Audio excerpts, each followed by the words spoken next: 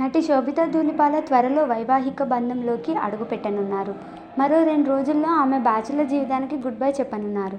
నటుడు నాగచైతన్యతో బుధవారం ఆమె వివాహం జరగనున్న విషయం తెలిసిందే. ఇప్పటికే పెళ్లి వేడుకలు ఇరు కుటుంబాల్లో ప్రారంభమయ్యాయి. కాబోయే వధూవరులకు ఇటీవల మంగళ స్నానాలు చేయించారు.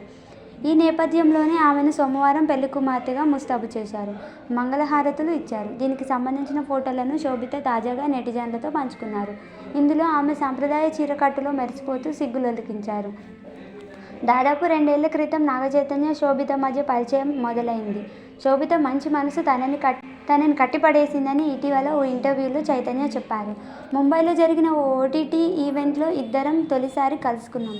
మాటల్లోనే తన మంచి మనసు నన్ను కట్టిపడేసింది. మా ఇద్దరికీ ఎన్నో ఉమ్మడి పోలికలు ఉన్నాయి.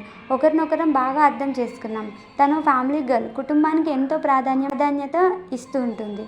అందుకే ఆమెతో కలిసి జీవితం పంచుకోవడానికి ఆతృతగా ఎదురుచూస్తున్నాను అన్నారు.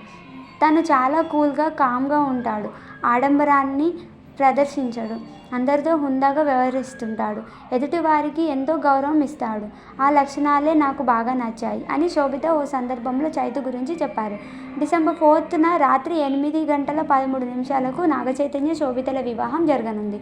అక్కినేని కుటుంబం ప్రత్యేకంగా భావించే హైదరాబాద్లోని అన్నపూర్ణ స్టూడియోస్లో ఈ పెళ్లి వేడుక నిర్వహించనున్నారు. స్టూడియోస్లోని ఏఎన్నార్ విగ్రహం వద్ద పెళ్లి జరగనుందని ఇప్పటికే చైతన్య చెప్పారు. దీనిపై మీరేమనుకుంటున్నారో కామెంట్ చేయండి ఫ్రెండ్స్.